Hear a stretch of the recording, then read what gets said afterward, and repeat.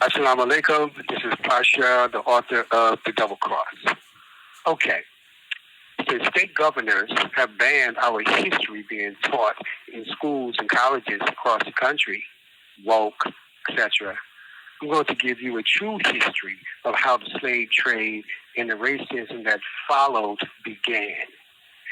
In the 14th century, the Muslims, the Ottomans, went to war with the Mongols, defeating them.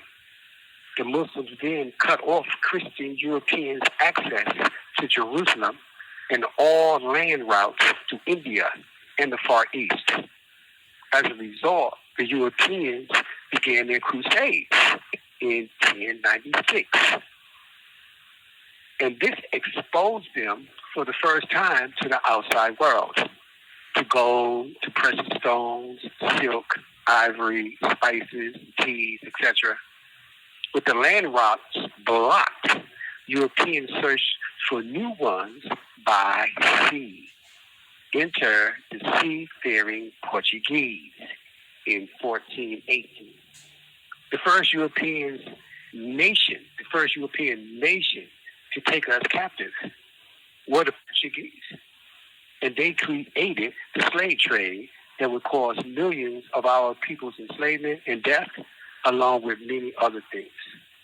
Prince Henry sent the first Portuguese expedition out with the goal of reaching the Cape Bojador, on the Moroccan coast. The ships were blown off course accidentally and found the Madeira Islands. Henry continued to send ships until he reached the Cape in 1433. In 1445, the Portuguese explorer Diniz Diaz reached the estuary of the Senegal River on the southwest verge of the Sahara Desert. Now, this is big because European Christians believed at that time that the Senegal River flowed out of the Nile, one of the rivers of the Garden of Eden.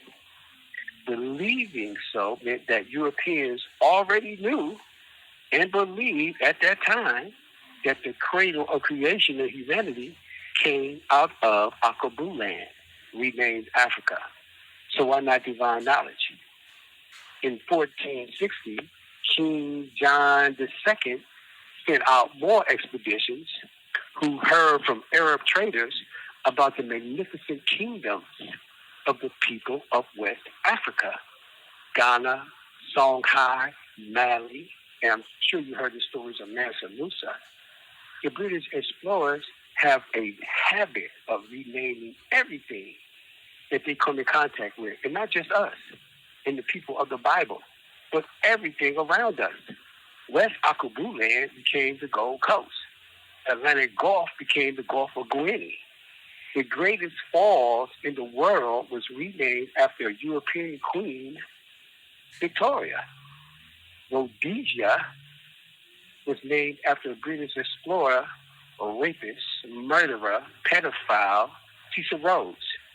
And of course, I've already told you about Matthew, Mark, Luke, John, Peter, Paul, Bartholomew, and all the other names given to Allah's Hebrew messengers by Europeans, effectively altering their true identity. To justify the robbery and murder of our nation, the Portuguese sailors told their people back home that blacks were pagans and subhumans. The British told a similar lie to their people back home when they slaughtered millions of Aborigines, stating that they had no soul. They then renamed their country, which they stole, Australia. Thus began the global European campaign of the slaughter of our people on all 7 continents. The biggest lies and crimes against humanity, the biggest theft and robbery of global wealth known to mankind by the white man in sheep's clothing, disguised as a man of God, God's son. In 1514, Pope Leo X issued a papal bull giving Portuguese merchants the Catholic Church permission to openly take our people as slaves because we were pagans. So they said. The same idea is reflected in the U.S. Constitution today by the descendants of these lames that stole us and our mysteries and secrets to build this nation. And yet, in the U.S. Constitution, it says we have only 3/5 of brain.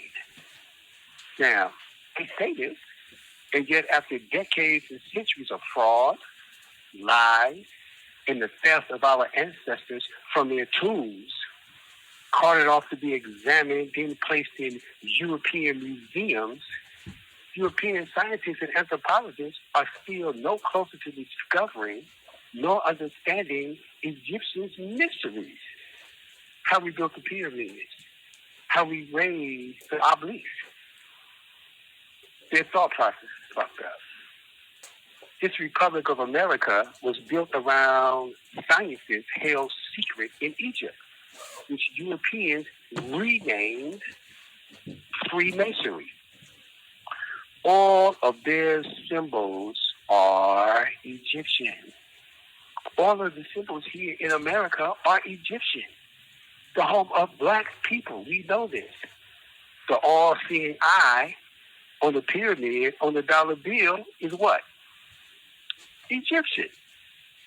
The Washington Monument obelisk in Washington, D.C. is what?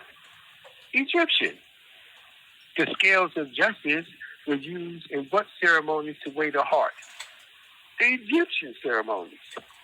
The Great Seal of the United States, created in 1782, is what? Egyptian. This is the double cross. Question. Where did the wealth come from that built the cities in Germany, France, England, the Netherlands, Poland, Russia, Spain, Italy, and all other European nations? Africa. Where did the labor, skill, know-how, and strength to build great structures and to navigate the seas come from? Africa. Where did the diamonds, gold, rubies, emeralds that Europeans prance around with come from? The jewels Prince Henry and Harry and the Queen wear and use to finance their opulent lifestyle, pretending to be royal and aristocratic, and to maintain their many palaces. Where did they get that wealth from? Africa. Where did the tea, the coffee, fruits and vegetables, the clothing, as well as the organization of their societies come from? Africa. They got that from us. So even without acknowledging the black man as the source of one of the greatest books in the world, the Bible, next to the Holy Quran, everything they gave the white man life as he knows it today came from Africa. Akabu land, the land of the sunburned people. And for those of you who don't know, Jerusalem is in Africa, along with the Kaaba in Mecca that Abraham and his son Ishmael built.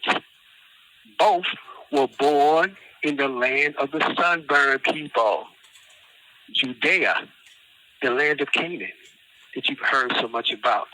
Mount Judah, the place Noah's Ark rested and is buried in Africa. The Red Sea, Moses parted. The burning bush that spoke to him, that the Most High spoke to in Africa. And the mountains Moses went up to speak with Allah are in Africa. The river Moses' mother placed him in as a baby is there too. The water the Messiah walked on is there too, in Africa. And up until European grave robbers, and that's what they were, grave robbers, that renamed themselves Egyptologists. What kind of shit is that? Up until that time that they took the remains and the content of the tomb, the very first pharaoh that held the Hebrews in bondage resided there too. His name was Ramses. he and his long line of family members were buried there in Egypt, in Africa. The Nile River, the Euphrates, along with the other two rivers mentioned in the Bible that flow out of paradise, are where? In Africa. Babylon, the Tower of Babel. Samson, the strongest man in biblical history, was born and raised where? In Africa. King David and King Solomon were both born and raised in Africa. Adam and Eve both were sent to Africa to begin their life as a man and woman and to procreate our human race. All of the prophets, all of them were born and raised in different parts of Africa, Akabu land. Now, someone tell me, why after doing all this, with the Most High turn around, and for the very first time, the creation of the world began, billions of years, why would he suddenly have a son? Or what's even more ridiculous, why would this son, born by a Hebrew mother in Africa, a black woman, give birth to a European white child with blonde hair and blue eyes? That's ridiculous. They're not consistent with the majesty of God and goes against his very first commandment. Do not worship anything but him. And if this Hebrew woman did give birth to this son with the features in the Bible, he too would be a Hebrew, an African, not European. You forgot about that, right? This is the double cross. Assalamu alaikum.